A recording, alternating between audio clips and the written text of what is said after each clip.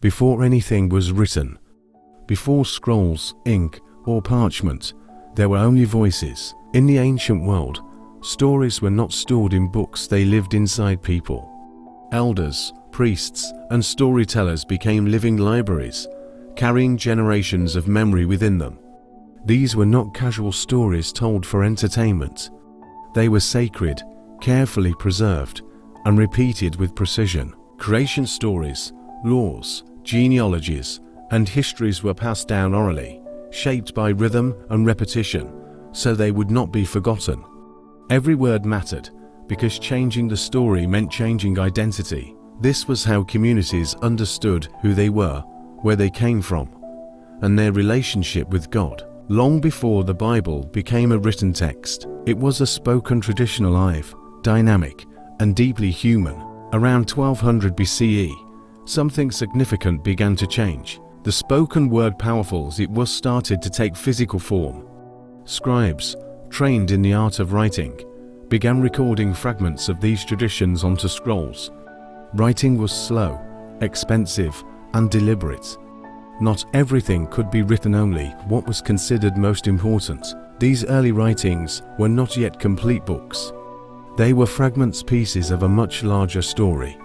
And interestingly, many of the earliest texts were not narratives, but poetry. Songs like those celebrating victory or divine deliverance were among the first to be written down.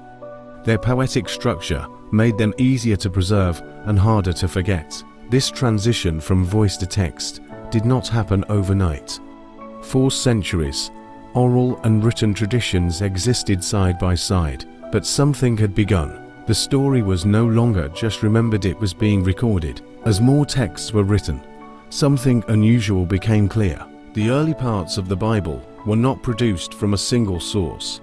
Instead, they reflected multiple traditions, different communities telling similar stories in their own ways. Some referred to God as Yahweh, others as Elohim. Some focused on storytelling, while others emphasized law, ritual, or genealogy. Over time, these distinct traditions were brought together. Editors working centuries later carefully combined them into unified texts. But they did not erase the differences. Instead, they preserved them. This is why we sometimes see duplicate stories or variations of the same event within the Bible. It is not necessarily contradiction, it is composition. The Bible, especially its earliest books, is not the product of a single voice. It is the result of many voices, woven together across time. With the rise of kings like David and Solomon, a new phase began. The establishment of a monarchy brought structure, organization, and centralized power. Alongside this political shift came the development of royal courts and with them, professional scribes. These scribes were responsible for recording events, battles, leadership transitions, and national developments. But their work went beyond simple documentation. They interpreted history through a theological lens. Success in battle was seen as a sign of divine favor. Defeat was often understood as a consequence of disobedience. Books like Samuel, Kings, and Chronicles began to take shape during this time, reflecting not just events, but meaning. History became more than record, it became reflection. And through these writings, the story of a nation became deeply connected to its relationship with God. Then came one of the most devastating moments in their history. In 586 BCE, Jerusalem was destroyed by the Babylonians. The temple, the center of religious life, was burned. The city was left in ruins, and many of its people were taken into exile. This was more than a political defeat, it was a spiritual crisis. Everything they believed defined their relationship with God seemed to collapse.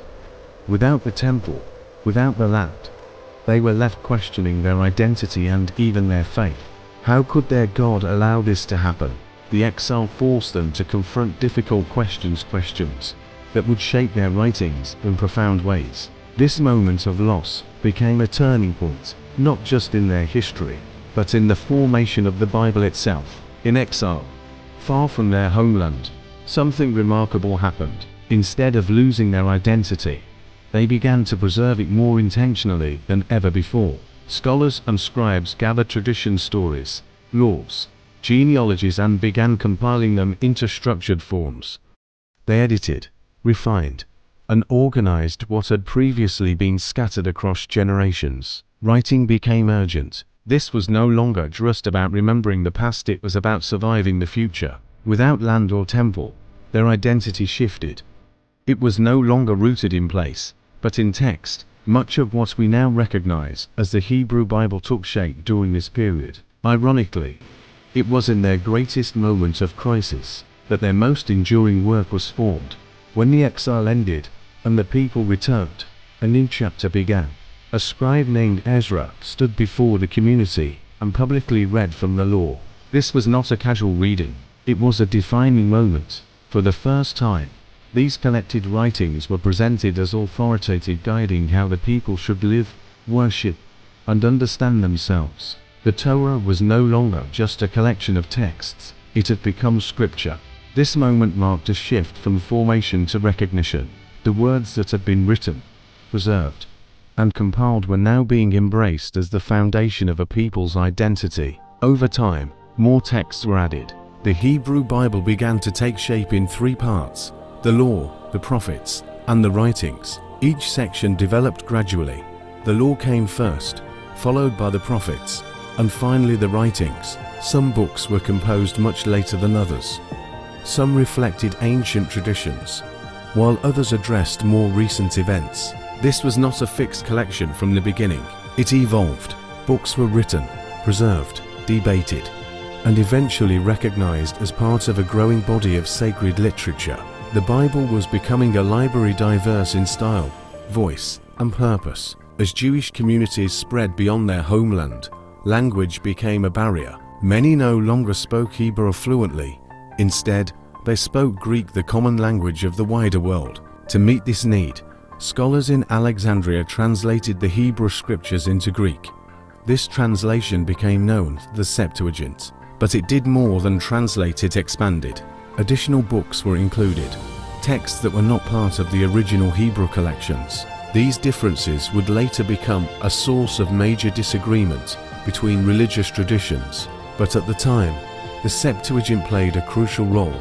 It made scripture accessible to a broader audience, and in doing so, it helped shape the future of Christianity.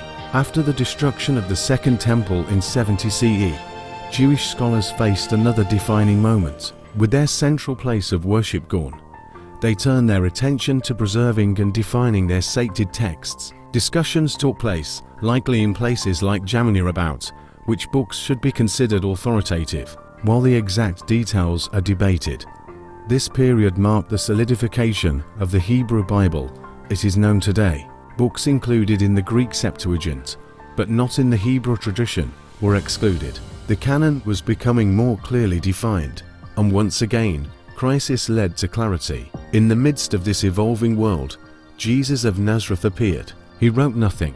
Instead, he taught through stories, parables that were simple yet profound. His words spread through memory, carried by his disciples and followers. 4 years after his death, everything about him existed in oral form, shared, repeated, remembered. This was not unusual. It was the same process through which earlier scriptures had been preserved. The story of Jesus began the same way the Bible itself began, through voices. Then came the earliest written documents of the New Testament, Paul's letters, written between 50 and 60 CE. These letters addressed real communities facing real challenges. They were not written as scripture. They were practical, offering guidance, correction, encouragement, and theology. But something unexpected happened. These letters were copied and shared between communities. They were read aloud in gatherings, and gradually, they began to carry authority. Over time, they were preserved alongside other important writings. What began as personal correspondence became part of sacred text. Decades after Jesus' life, his story was written down, not as a single account but as 4: Mark, Matthew, Luke, and John. Each gospel reflects a different perspective, shaped by audience and purpose. They share similarities, but also differences in detail, structure, and emphasis. Together, they form a fuller picture, not a contradiction. but a layered testimony. These writings would become central to Christian identity, but at the time, they were just some among many. Beyond the Gospels and Paul's letters, other writings began to emerge: Acts, letters attributed to other apostles, and apocalyptic texts like Revelation. Some were widely accepted, others were debated. Authorship was not always clear. In some cases, texts were written in the name of respected figures, a common practice in the ancient world. This growing collection reflected diversity within early Christianity, different communities, different perspectives, different emphases. The New Testament was not formed all at once, it grew. In the 2nd century, a man named Marcion challenged everything. He rejected the Old Testament entirely and created his own version of Christian scripture consisting of a limited set of texts. This forced the early church to respond. For the first time, leaders had to clearly define which writings were authoritative and which were not. Marcion's challenge created a crisis, but it also accelerated the process of canon formation. Sometimes, it takes disagreement to bring clarity. The following centuries were marked by intense debate. Dozens of texts circulated, some accepted, others rejected. Church leaders studied, discussed, and evaluated these writings carefully. Figures like Irenaeus argued for Gospels no more, no less. Others categorized texts as accepted, disputed, or rejected. This was not a simple or unified process. It was complex, slow, and often contested. But through it, a clearer picture began to emerge. By the 4th century, the New Testament as we know it began to take final shape. Athanasius listed 27 books matching the New Testament used today. Church councils later affirmed this list. This was not the creation of new texts. It was the recognition of what had already been widely accepted. The canon was not imposed, it was discerned. Over centuries, the Bible continued to evolve, not in content, but in form. It was translated into new languages, printed, and distributed across the world. Debates continued, especially during the Reformation, over which books belonged. Different traditions arrived at different conclusions, but one thing remained constant. The Bible is not a single book, it is a library, a collection shaped by history, preserved through struggle, and carried across generations, and its story is still being explored today.